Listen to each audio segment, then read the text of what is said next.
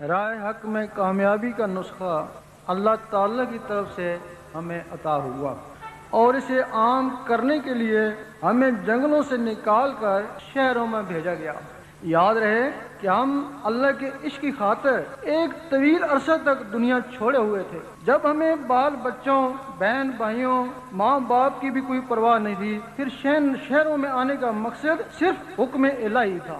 ہم نے 2-3 آدمیوں کے بیچ میں تبلیغ شروع کری اور دیکھتے ہی دیکھتے تقریباً ہر فرقے، ہر طبقے اور ہر مذہب کے لوگ اس انجمن میں شامل ہو گئے، کیونکہ اس کا پیغام بہت ہی سادہ تھا جو ہر کسی کے لیے قابل قبول تھا۔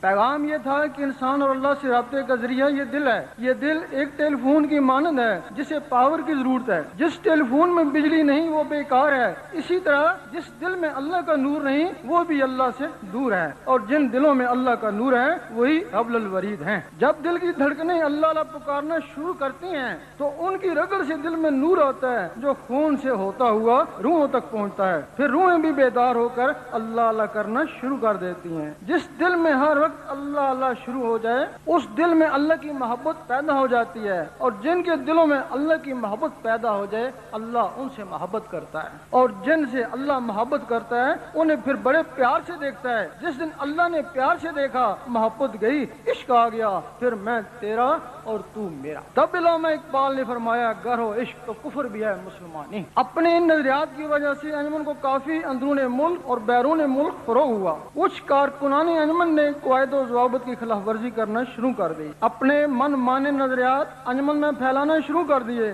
جس کی وجہ سے ذاکرین میں ڈسپلن ٹوٹنا شروع ہو گیا اور انجمن کی قوت کو نقصان پہنچنا شروع ہو گیا۔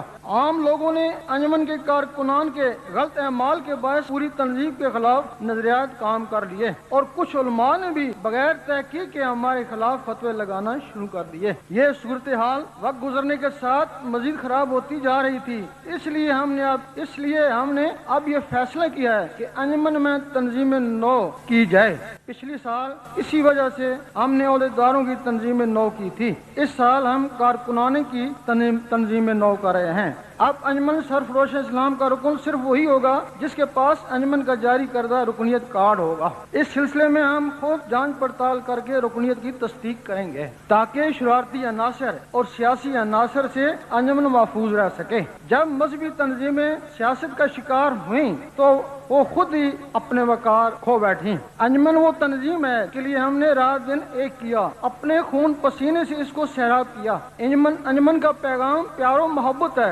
افق در گزر ہے۔ ہمارا کام نہ ہی کسی فرقے سے الجھنا ہے اور نہ ہی حکومت سے ہمیں کوئی واسطہ ہے۔ البتہ کچھ مذہبی جماعتوں کے شرارتی عناصر ہم سے الجھ کر ہم کو الجھانا چاہتے ہیں۔ اگر ہم انہی لوگوں میں الجھ گئے تو ہمارا اصل مدعا متاثر ہوگا، جبکہ ہم ہر شخص کے دل میں اللہ کے نام کی گونج پیدا کرنا چاہتے ہیں۔ آج کے اس اجماع میں ہم تمام کارکنان انجمن کو تلقین کرتے ہیں، جبکہ بارہا پہلے بھی کئی دفعہ تلقین کر چکے ہیں کہ وہ اپنے کردار اور عمل میں بہتری پیدا کریں، ذکر اللہ کے مراکز مضبوط بنائیں، ذکر و فکر اور نماز میں مصروف رہیں۔ شریعت اور طریقت یعنی زبان اور دل، اقرار باللسان، تصدیق بالقلب سے ہی راہ سلوک میں کامیابی ہوتی ہے، ورنہ زبان والے صرف مساجد کی دوڑ تک اور دل والے مستی کی حد تک کی رہتے ہیں۔ کامیاب وہی ہوئے جنہوں نے دونوں کو اپنایا۔ تمام ذاکرین غیر شرعی اعمال، غیر شرعی نعرہ بازی سے اجتناب کریں۔ بعض ذاکرین ناچتے اور تالیاں بجاتے ہیں، ان کی اس حرکت سے ہمیں کوفت ہوتی ہے۔ بعض لوگ انجمن اور ہماری ذات کو علیحدہ سمجھتے ہیں، جبکہ ہم انجمن سے ہیں اور انجمن ہم سے ہے۔ جو کارکن انجمن کے قواعد کی خلاف ورزی کرے گا اسے انجمن سے خارج کر دیا جائے گا اور اس کے نام کی لسٹ آستانہ پر آویزاں کر دی جائے گی۔ ایسے عناصر سے میل جول بند کر دیا جائے۔ انجمن کے عہدیدار ہمارے مقرر کردہ ہیں، ان سے تعاون کیا جائے۔ اگر کسی عہدیدار سے شکایت ہو تو ہمیں لکھ کر ارسال کریں، ہم اس سے باز پوچھ کریں گے، اس کا عہدہ بھی ختم کیا جا سکتا ہے۔ کارکنان کو چاہیے کہ عہدیدار کے احکام پر عمل کریں اور عہدیداروں کو چاہیے کہ کارکنوں کا احترام کریں۔ ہمیں امید ہے کہ ہماری ان باتوں پر عمل کیا جائے گا۔ اللہ تعالی ہم سب کو خلوص دل سے انجمن کے فروغ کے لیے توفیق عطا فرمائے۔